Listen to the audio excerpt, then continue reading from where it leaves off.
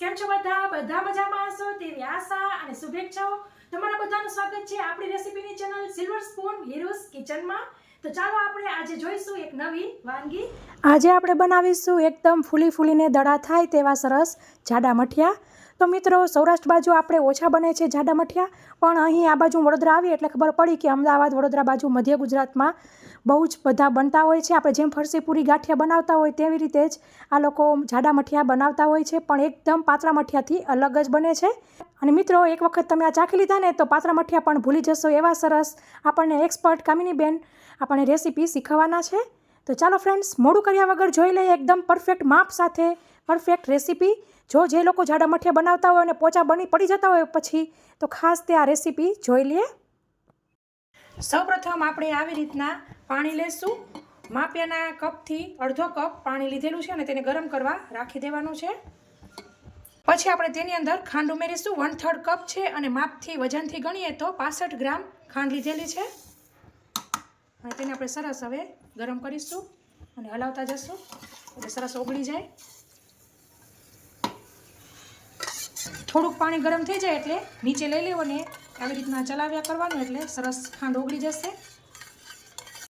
પછી આપણે તેની અંદર આવી રીતના 1 ટેબલ સ્પૂન તલ લેશું, સફેદ તલ। તેને આપણે આ ગરમ પાણીમાં જ ઉમેરી દઈશું। આવું કરવાથી જ્યારે આપણે તળીએ છીએ ત્યારે તલ તેલમાં છૂટા નથી પડી જતા। જાડા મઠિયા હોય, ચકરી હોય, આપણા વડા હોય, શેમાં પણ આપણે તલ ઉમેરીએ ત્યારે ગરમ પાણીમાં થોડાક કરી લીધા હોય, પલાળી લીધા હોય તો તે સરસ તળતી વખતે તેલમાં છૂટા નથી પડતા। એક હતી ટીપ। હવે આપણે તેની અંદર ઉમેરીશું લાલ મરચું। તો 1/4 કપનું અડધું 1/8 કપ લાલ મરચું લીધેલું છે। ગ્રામમાં જોઈએ તો 9 ગ્રામ લાલ મરચું છે। આવી રીતના મિક્સ કરી લેશું। પછી કોઈને લાલ ઓછા ગમતા હોય તો લાલ મરચું થોડુંક ઓછું કરી શકાય। સૌપ્રથમ આપણે એક વાસણમાં આવી રીતના લોટ લેવાનો છે। લોટ લીધેલો છે મઠિયાનો લોટ, મઠની દાળનો લોટ, જે ઘરે જ ઘંટીમાં પીસેલો છે। બજારમાં ઘંટીમાં પણ મળી જતો હોય છે, તે 250 હતો। હવે આપણે તેની અંદર ઉમેરીશું 1/2 કપ ઘઉંનો લોટ, જે આપણે રોટલીનો લઈએ છીએ, 50 ગ્રામ છે। પછી આપણે તેની અંદર ઉમેરીશું 1/3 કપ ચણાનો લોટ, તે ગ્રામમાં છે 25 ગ્રામ। પછી આપણે તેની અંદર ઉમેરીશું 1/4 ટીસ્પૂન હિંગ। પછી આપણે તેની અંદર અજમો ઉમેરીશું 1/2 ટીસ્પૂન। એને આપણે આવી રીતના હાથમાં મસળીને ઉમેરવાનું છે।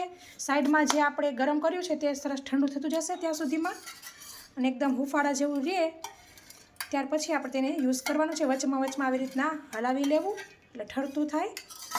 પછી આપણે ઉમેરીશું મીઠું સ્વાદ મુજબ, આમ તો હોય પણ 1 ટેબલ સ્પૂનમાં આવી રીતના 1/4 ટેબલ સ્પૂન થાય છે। મીઠું વજનમાં જોઈએ તો 10 ગ્રામ મીઠું હતું। પછી આપણે તેલ ઉમેરીશું 1/3નું અડધું છે કપ અને વજનમાં જોઈએ તો 35 ગ્રામ તેલ છે।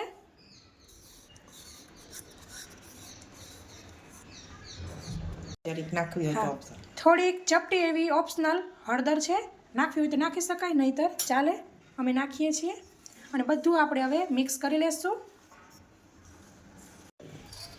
આવી રીતના મિક્સ થઈ જાય એટલે આપણે ખાંડ મરચાં અને તલવાળું પાણી હતું, ગળ્યું પાણી, તે ઉમેરી દઈશું।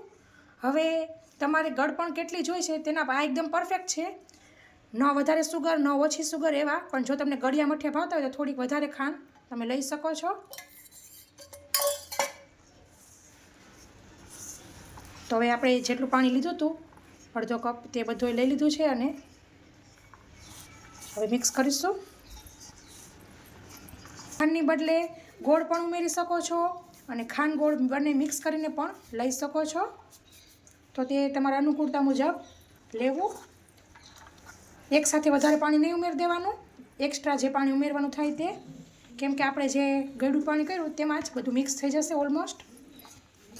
પછી જે આપણે આ વાસણમાં ગરમ કર્યું હોય તેમાં ખાલી આટલું માત્ર 1 ચમચી 2 ચમચી જેટલું જ પાણી લેવું એટલે તેમાં થોડુંક મસાલા ચોઈટા હોય તો આવી જાય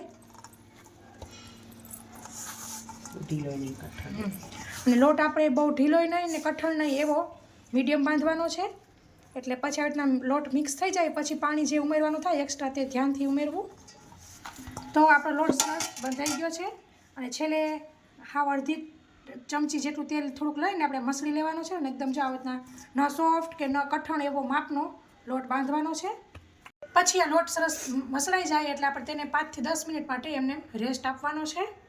સરસ રેસ્ટ અપાઈ ગયો છે અને હવે આપણે તેમાંથી પાછું એક વખત મસળી લેવો અને લુઆ કરી લેશું. તો આવી રીતના એક ભાગ મોટો એવો કાઢી લેવાનો છે. બીજાને ઢાંકી દેવું જેથી તે સુકાઈ ન જાય. અને હવે આપણે વણી લેશું. પછી આવી રીતના નાની પ્યાલી હોય તમારે નાના મોટા જેવા કટ કરો હોય તે પ્રમાણે ધારવાળું સરસ લઈ લેવું કટર, કે તમે કોઈ પણ ઢાંકણું લઈ શકો, નાની વાટકી હોય તો તે લઈ શકો.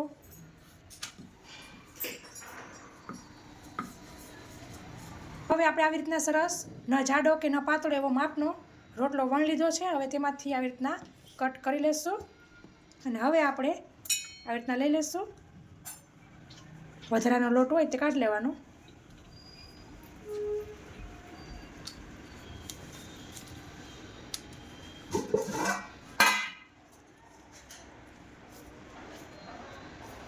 પછી આવી રીતના પાછું બીજું લવું કરી લેવું.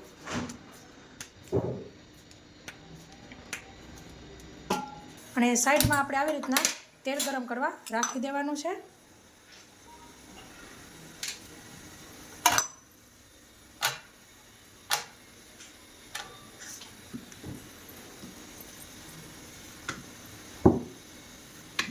તમે જો પહેલી વખત બનાવતા હો તો 2 જણ હોય તો સારું પડશે. એક આવી રીતના કટ કરતું જાય ને એક તરતું જાય, પણ પ્રેક્ટિસ થઈ ગઈ હોવાથી એકસાથે જ બધુંય ચાલે છે. સાથે તમને હું એ પણ બતાવવા માગું છું કે કેવી રીતના એકલા હાથે તે હેન્ડલ કરે છે. તે જાડોના પાત્ર આપણે શક્કરપારામાં કટ કરતા હોય એવી રીતના કરવાનું થશે.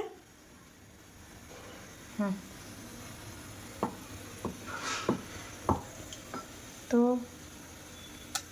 આવી રીતના છે અને તેને આપણે ઝાઝી વખત આવી રીતના રાખવાના નથી, તરત જ પછી ફ્રાય કરવાના થશે, નહીંતર તે સુકાઈ જશે.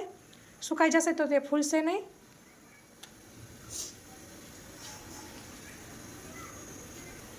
તો આપણું તેલ સરસ ગરમ થાય ત્યાં સુધીમાં 3 બેચના આવી રીતના કટ થઈ ગયા છે.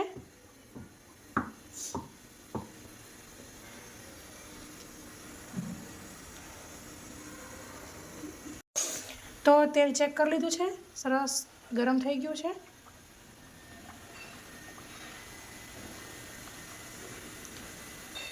તો આપણે તળી લેશું.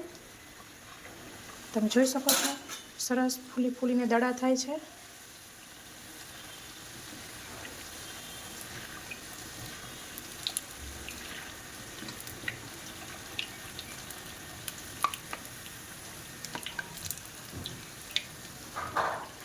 પછી આપણે ગેસની ફ્લેમ સ્લો કરી લેવાની.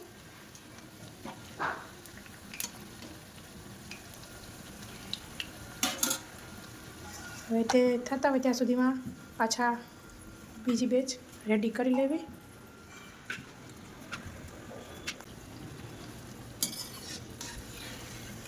તો સરસ ફ્રાય થઈ ગયા છે, ગોલ્ડન કલરના કરવાના અને તેને આપણે કાઢી લેશું.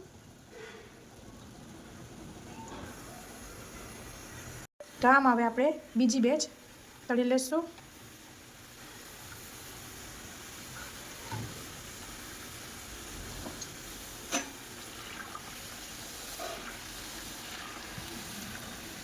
નાખતી વખતે ગેસ થોડીક વાર ફાસ્ટ રાખો, પછી ધીમો કરી દેવો.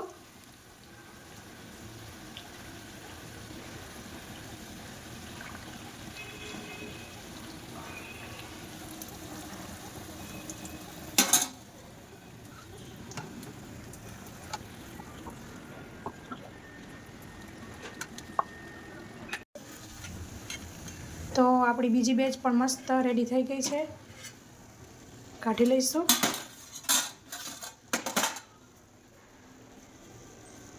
તો આમ હવે આપણે બધા મઠિયા કટ કરીને તળી લેવા. તો ફ્રેન્ડ્સ, તૈયાર છે આપણા જાડા મઠિયા.